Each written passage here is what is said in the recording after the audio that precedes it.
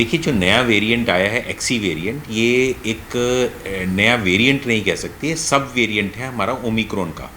तो जैसे ओमिक्रॉन था, ओमिक्रॉन एक माइल्ड वायरस था, कोविड वायरस था, तो जिसने जो फैला तो बहुत तेज़ी से, पर उसके कारण ज़्यादा मृत्यु नहीं हुई और ज़्यादा उसके कारण सीवियरिटी या हॉस्पिटलाइजेशन नहीं हुई।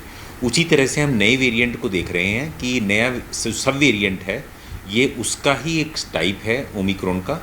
और हम ये उम्मीद जता रहे हैं कि उसके कारण भी अभी ज़्यादा मोर्टेलिटी और ज़्यादा सीवियरिटी नहीं होगी। पर अभी तक की स्टडीज़ से ये पता चला है कि इसका इन्फेक्शन रेट बहुत ज़्यादा है। इसका मतलब ये है कि एक दूसरे को फैलाता बहुत जल्दी है, पर इसकी मृत्यु दर कितनी है और इसकी सीवियरिटी कितनी है, इसके बारे में अभी स्टडीज़ के सामने नहीं आई है। अगर हम दुनिया में बात करें तो इसके अंदर जो चाइना है, साउथ कोरिया है, और कुछ ऐसे पश्चिमी देश, यूके है, तो उनमें ज़्यादा तरह प्रभावित हुआ है। और अभी इंडिया के अंदर भी केसेस बढ़ने लग गए हैं थोड़े बहुत। पहले एकदम लो जा रहे थे और अब रिसेंटली अराउंड 2-3 हज़ार केसेस जो हैं पूरे दिन भर में आ रहे हैं, तो इंडिया में भी बढ़ रहे हैं। जो एक्सी वेरिएंट है, सब वेरिएंट ओमिक्रॉन का, ये ओमिक्रॉन से भी तेज़ी से फैलने के आसार हैं। इन्फेक्शन उससे ज़्यादा तेज़ी, जैसे मैंने बताया, इन्फेक्शन रेट इसका ज़्यादा है एज़ कम्पेयर टू ओमिक्रॉन। पर फैलने का हमारा तो ये है कि उसके कारण मृत्यु ना हो और उसके कारण हॉस्पिटलाइजेशन ज़्यादा ना हो। तो फैलने के तो पूरे आसार हैं। देखिए, हमारे पास 3 ऐसे रीज़न्स हैं जिसके कारण हम ज़्यादा प्रोटेक्टेड हैं। पहला रीज़न ये है कि ज़्यादातर लोग, ये न्यू दिल्ली में भी, मुंबई में भी, हरियाणा में भी ये स्टडीज़ हुई थी और उसमें पता चला था कि 80 से 90% लोग पहले से इन्फेक्ट हो चुके हैं।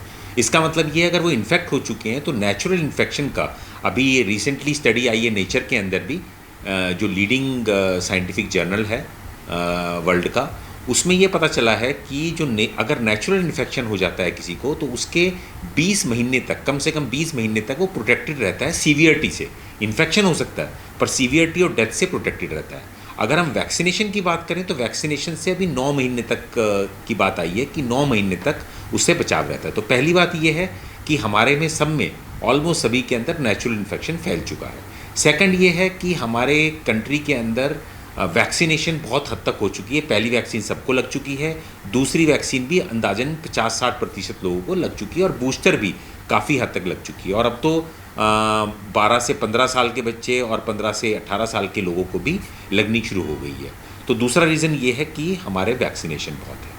तीसरा है कि हम इस वेरिएंट को भी ओमिक्रॉन के वेरिएंट की तरह ही देख रहे हैं कि ओमिक्रॉन का ही एक सब टाइप है, ओमिक्रॉन का ही एक भाई बंधु है, तो इसलिए इसकी सीवियरिटी कम होने की आशंका है एज़ कम्पेयर टू हमारी जो डेल्टा वेरिएंट आया था, जो बहुत ज़्यादा सीवियर। देखिए, मास्क तो बिल्कुल पहनना चाहिए, बिकॉज मास्क पहनने से हम बचाव रख सकते हैं। इन्फेक्शन तो बहुत ज़्यादा होने वाला है इस वेरिएंट से, और हम आसार कर सकते हैं अगर हम मास्क नहीं पहनते और प्रिकॉशन जो है उसमें ढिलाई बरतते हैं, तो ये जल्दी फैल सकता है। देखिए, अब तक तो बहुत ही प्रिलिमिनरी डाटा हैं, अभी ज़्यादा कुछ सामने नहीं आया है। बस सिर्फ यही पता चला है कि एक्सी एक नया कोई वेरिएंट नहीं है, जो वेरिएंट ऑफ कंसर्न बोलते हैं उस तरह का कोई नहीं है।